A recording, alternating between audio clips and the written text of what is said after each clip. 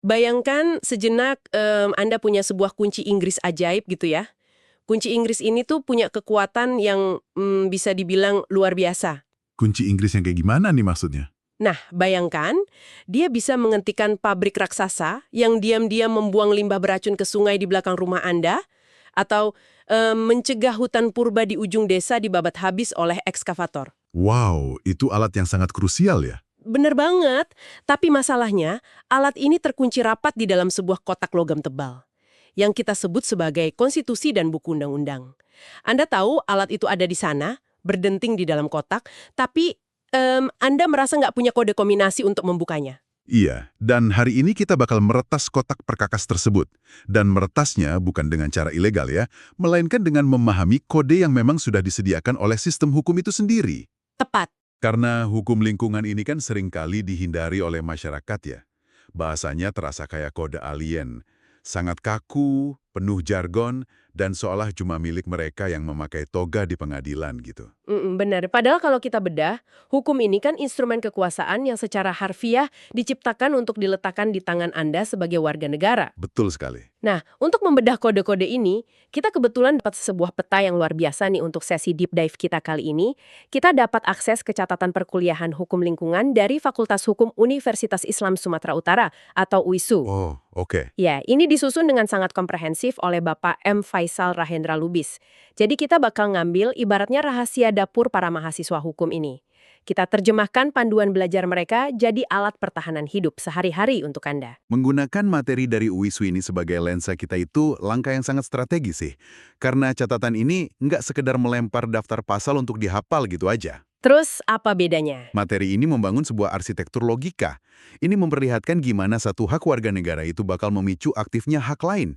Jadi ngebentuk semacam jaring pengaman untuk ngelawan kekuatan korporasi yang, ya kita tahu, jauh lebih besar. Nah, mari kita mulai dari fondasi paling dasar dari arsitektur itu.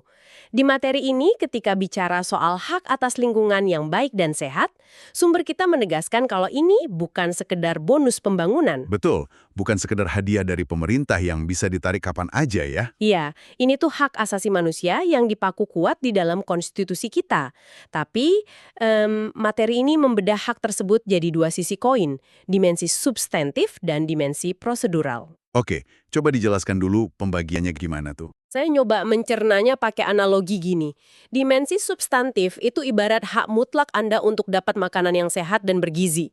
Ya kalau di realita, itu hak atas udara segar dan air tanah yang nggak berbau solar gitu ya. Masuk akal. Tapi kan makanan sehat nggak tiba-tiba jatuh dari langit. Disitulah dimensi prosedural masuk. Ini adalah hak Anda untuk melangkah masuk ke dapur restoran, ngelihat resepnya, ngecek kebersihan pancinya, bahkan ikut berdebat dengan kokinya soal menu apa yang boleh disajikan. Nah, itu analogi yang pas banget. Dan kalau kita bawa analogi dapur itu lebih jauh, masalahnya adalah kunci pintu dapur itu seringkali dikuasai sama pihak yang justru nggak ingin Anda tahu apa yang lagi mereka masak. Oh iya bener juga. Dimensi substantif, yakni hak atas air dan udara bersih, itu terdengar sangat indah di pidato politik. Tapi tanpa kekuatan prosedural, hak substantif itu sekedar ilusi aja. Cuma macan kertas. Jadi cuma janji manis doang ya kalau nggak bisa masuk dapur. Betul.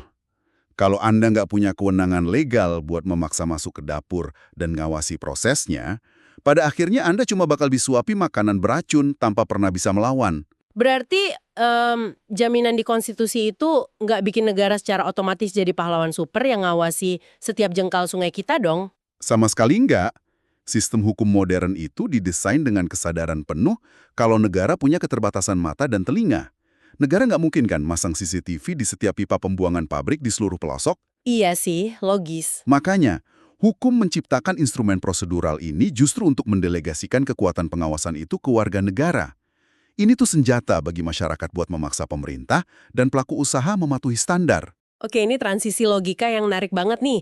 Kalau fondasinya adalah kita punya hak buat masuk ke dapur dan ngawasi koki, langkah pertama yang paling logis adalah kita butuh catatan resepnya dong. Kita butuh daftar belanjanya dong. Alias kita butuh data.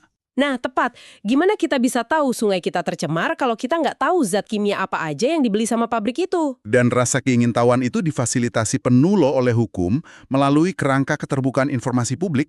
Tanpa informasi, ya pada dasarnya Anda bertarung dengan mata tertutup.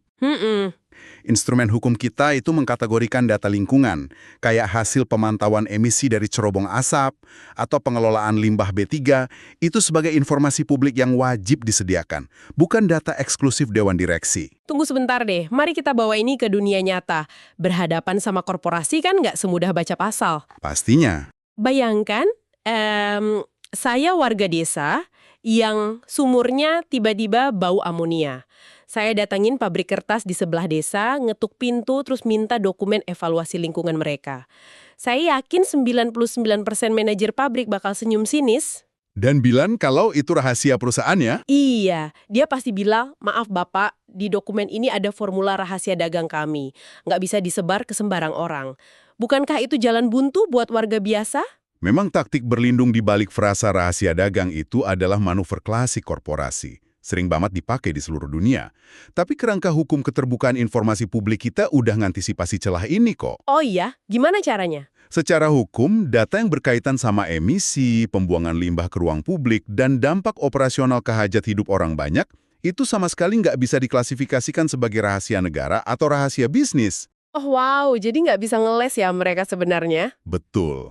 Dan kalau pintu pabrik ditutup untuk Anda, hukum udah nyediain tangga eskalasinya. Seperti apa tuh rupa tangga eskalasinya buat kita-kita ini? Jadi, warga nggak dibiarkan pulang tangan kosong. Kalau permintaan ditolak, warga berhak melayangkan keberatan resmi ke atasan pengelola informasi. Terus kalau masih dijawab pakai alasan rahasia bisnis gimana? Warga bisa menyeret sengketa ini ke Komisi Informasi untuk disidangkan secara terbuka. Dan kalau korporasi masih membandel, warga punya wewenang bawa kasus ini sampai ke Pengadilan Tata Usaha Negara atau PT-UN. Wah gila, jadi ini jalur paksa legal ya agar kotak data itu dibongkar? Bener banget. Luar biasa, jadi warga benar-benar dikasih tuas hidrolik buat mencongkel kotak datanya. Nah, katakanlah perjuangannya berhasil nih, warga menang, dapat setumpuk dokumen AMDAL tebal. Oke. Terus mereka baca dan sadar, wah pengelolaan limbah pabrik ini buruk banget, sungai kita pasti hancur. Tapi kan data di tangan nggak secara magis menghentikan bulldozer yang lagi manasin mesin. Gimana mengubah data ini jadi tindakan pencegahan? Nah, informasi itu baru amunisi awal. Senjata sesungguhnya itu adalah partisipasi publik. Saat masyarakat udah megang data, mereka masuk ke fase yang sangat krusial dalam perizinan lingkungan. Fase apa tuh? Medan tempur utamanya biasanya terpusat pada kerangka yang kita kenal sebagai AMDAL, analisis mengenai dampak lingkungan. Ah, AMDAL. Ini istilah yang sering seliweran di berita, tapi saya yakin banyak yang bingung sama kerabatnya yaitu ANDAL. Di catatan perkuliahan UISU ini, ada penyebutan AMDAL pakai M dan ANDAL pakai N secara bergantian. Ini typo atau gimana sih? Tentu bukan typo. Ini perbedaan teknis yang cukup penting buat dipahami. AMDAL, yang pakai huruf M, itu adalah payung besarnya masyarakat sampai terbitnya keputusan kelayakan lingkungan. Sementara ANDAL, tanpa huruf M, itu singkatan dari analisis dampak lingkungan. Oh, itu nama dokumennya ya? Iya, dokumen intinya. Buku tebal yang isinya kajian teknis dan saintifik tentang seberapa parah dampak proyeknya dan cara memitigasinya. Nah, masukan warga itu wajib banget diintegrasikan ke dalam dokumen ANDAL ini. Oke, kerangkanya udah mulai jelas nih. Tapi sumber kita menyinggung sebuah konsep akademis yang jadi tolok ukur partisipasi.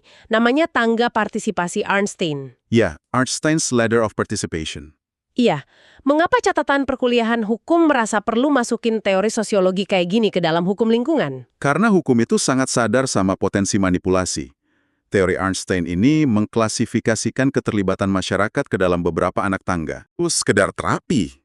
Kayak warga dikumpulin, dikasih makan siang, didengerin keluhannya sebentar, tapi keputusannya ya tetap sesuai kehendak korporasi aja. Waduh, formalitas doang berarti ya? Nah, hukum lingkungan modern nolak keras anak tangga bawah ini. Hukum menuntut kita berada di anak tangga paling atas, yang disebut sebagai kendali warga. Di sini suara masyarakat benar-benar mempengaruhi keputusan final. Disinilah skeptisisme saya memuncak nih. Di lapangan, yang sering terjadi justru sebaliknya.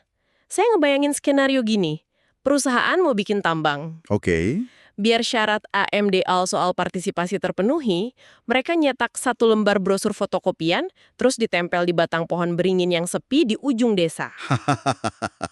Iya, nggak ada yang baca pastinya. Ini udah sosialisasi publik kok.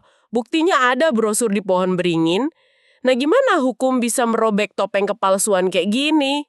Skenario brosur di pohon beringin itu sayangnya realitas kelam yang masih sering terjadi. Tapi secara hukum, itu sebenarnya tindakan bunuh diri buat perusahaannya loh. Masa sih? Bunuh diri gimana maksudnya? Catatan perkuliahan kita secara tegas menggarisbawahi konsep partisipasi bermakna. Mengelabui warga dengan cuma nempel kertas itu berarti partisipasinya cacat secara substantif. Dan konsekuensinya? Sangat fatal. Ada loh preseden hukum yang sangat kuat di Indonesia, di mana hakim PT UN secara progresif ngebatalin seluruh izin kelayakan lingkungan sebuah proyek raksasa. Tunggu, ngebatalin proyek raksasa bernilai miliaran rupiah hanya karena urusan brosur tadi? Iya, seluruh operasinya harus berhenti total. Dan alasan hakim membatalkannya bukan karena pabriknya terbukti mencemari, tapi semata-mata karena proses partisipasi masyarakatnya dilakukan secara diam-diam dan manipulatif. Wah, sama persis kayak kasus pohon beringin dong. Betul. Ini momen pembuktian bahwa suara warga itu bukan sekedar syarat centang kotak administrasi birokrasi aja. Itu nyawa dari perizinan itu sendiri. Kalau nyawanya nggak ada, ya izinnya mati. Gila, itu memberikan harapan yang sangat besar sih. Warga ternyata punya hak veto tak kasat mata ya kalau mereka disingkirkan dari proses. Memang seperti itu desain hukumnya. Tapi mari beralih ke skenario yang agak suram nih. Katakanlah warga telah tahu atau proyeknya udah beroperasi bertahun-tahun dan sekarang dampaknya baru terasa. Air limbah udah mematikan ikan-ikan nelayan, warga mulai marah, terus mereka ngajuin pengaduan resmi ke Dinas Lingkungan Hidup. Di titik ini biasanya keadaan jadi makin tegang ya. Nah, iya, karena korporasi yang merasa terancam biasanya ngeluarin senjata paling mematikan mereka. Dan jujur, baca bagian ini di materi kita bikin saya merinding sih. Ada konsep yang disebut SLAP, Strategic Lawsuit Against Public Participation. SLAP ini emang sisi paling gelap dari penegakan hukum lingkungan. Ini taktik asimetris yang bisa dibilang sangat kejam. Biar pendengar bisa ngerasain konteksnya, saya gambarin gini deh. Bayangin ada nelayan kecil, sehari-hari cuma cukup buat makan. Dia berani ngelaporin pabrik kimia yang buang limbah ke lautnya. Pabrik ini bukannya bersihin limbah, malah nyewa pengacara elit dari ibu kota. Taktik intimidasi ya. Betul. Tiba-tiba nelayan ini dapat surat panggilan pengadilan. Pabrik menggugat dia perdata 10 miliar rupiah pakai tuduhan pencemaran nama baik karena laporannya dianggap ganggu bisnis. Nelayan ini dituntut pidana sekaligus perdata dong. Pasti satu desa langsung panik. Banget. Nelayannya nggak bisa tidur, istrinya stres. Korporasi ini pakai sistem peradilan bukan cari keadilan, tapi jadi instrumen teror buat membungkam suara kritis warga. Dan yang paling mengerikan dari SLAP ini, perusahaan tuh sebenarnya nggak peduli apakah mereka bakal menang atau kalah di persidangan nanti. Oh ya, terus kenapa ngajuan gugatan triliunan rupiah? Tujuannya ya cuma untuk menguras habis mental, waktu, dan keuangan si nelayan secara instan. Mereka mau ngirim pesan ke seluruh desa, siapapun yang berani lapor bakal kami bikin bangkrut dan masuk penjara. Kejam banget sih itu. Memang, tapi justru di titik krisis inilah, arsitektur hukum lingkungan kita nunjukin perlindungannya yang paling tebal. Tameng apa nih yang sanggup nahan serangan sekelas firma hukum elit gitu? Kita nyebutnya ketentuan anti-SLAP. Ini tertanam kokoh di pasal 66 Undang-Undang Perlindungan dan Pengelolaan Lingkungan Hidup. Isinya apa tuh pasal 66? Pasal ini memuat deklarasi yang sangat absolut.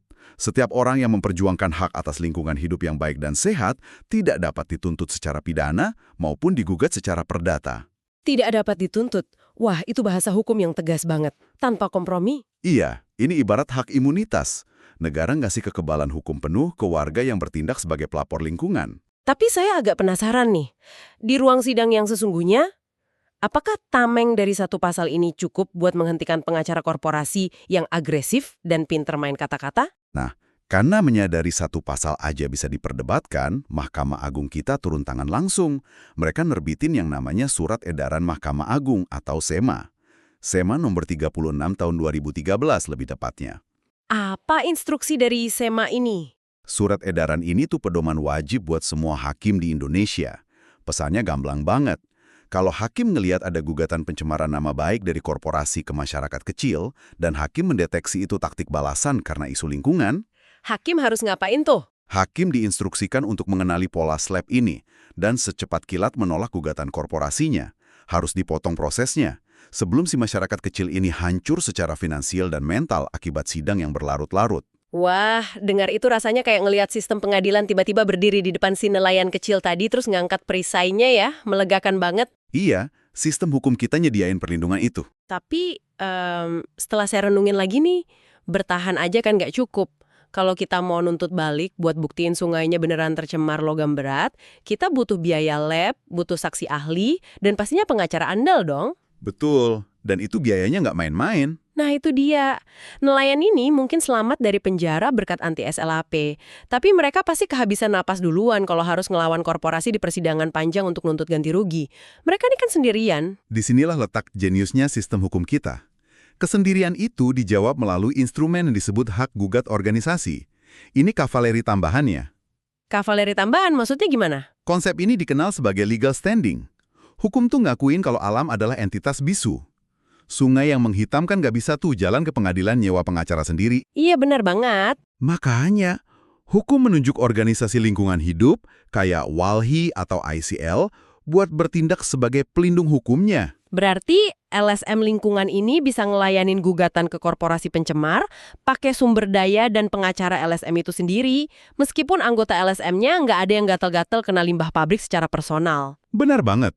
Dalam hukum perdata konvensional kan, Anda dilarang menggugat kalau nggak menderita kerugian langsung. Nah iya, biasanya kan harus ada korban langsung. Tapi untuk kasus lingkungan, paradigma itu didobrak total. Organisasi lingkungan bisa maju jadi martir pelindung dan ngambil alih beban tempur legal dari pundak masyarakat marginal tadi. Wah, ini revolusioner banget sih. Tapi ada satu hal di catatan perkuliahan UISU yang bikin kening saya berkerut pas baca. Apa tuh yang bikin bingung? Syarat buat jadi kavaleri ini luar biasa ketat ternyata. Katanya harus resmi berbadan hukum, tujuannya harus eksplisit tertulis di anggaran dasar organisasi, dan yang paling berat, harus terbukti udah beroperasi nyata minimal 2 tahun. Memang syaratnya cukup ketat. Tapi kenapa hukum yang harusnya ngebantu akses keadilan malah ngebangun birokrasi rumit gini? Misal nih, warga desa hari ini marah karena sungai tercemar. Terus malam ini mereka rapat dan bikin LSM peduli sungai desa. Kenapa besok paginya LSM baru ini nggak punya hak legal buat langsung ngegugat pabrik? Karena pedang yang tajam itu harus dijaga supaya nggak jatuh ke tangan yang salah. Tangan yang salah gimana nih konteksnya? Hukum kan mencari titik equilibrium yang sangat rawan ya. Pengadilan emang mau buka pintu selebar-lebarnya demi keadilan ekologis. Tapi di sisi lain, sistem harus mensterilkan dirinya dari para pemburu rente. Pemburu rente. Tuh Bu, apakah ada pihak yang jadiin hukum lingkungan ini sebagai ajang pemerasan bisnis? Sangat sering sayangnya. Kalau nggak ada syarat ketat, siapa aja bisa bikin LSM fiktif atau biasa disebut LSM siluman dalam waktu semalam. Tujuannya bukan nyelamatin lingkungan loh. Terus tujuannya apa bikin LSM cepet-cepet gitu? Cuma buat ngegugat sebuah mega proyek triliunan rupiah biar operasionalnya tersendat, ujung-ujungnya LSM fiktif ini bakal datengin perusahaannya secara tertutup dan minta uang damai miliaran biar gugatannya dicabut. Astaga, jadi ajang pemerasan legal ya jadinya? Betul sekali. Makanya, syarat beroperasi 2 tahun dan pembuktian rekam jejak di anggaran dasar itu bertindak sebagai alat filtrasi bagi hakim. Oh, saya ngerti sekarang. Jadi, saat LSM sah seperti WALHI melangkah ke ruang sidang, syarat ketat ini yang menjamin di mata hakim bahwa mereka adalah pejuang lingkungan yang otentik, bukan sekedar preman berkedok pelestari alam yang cari untung.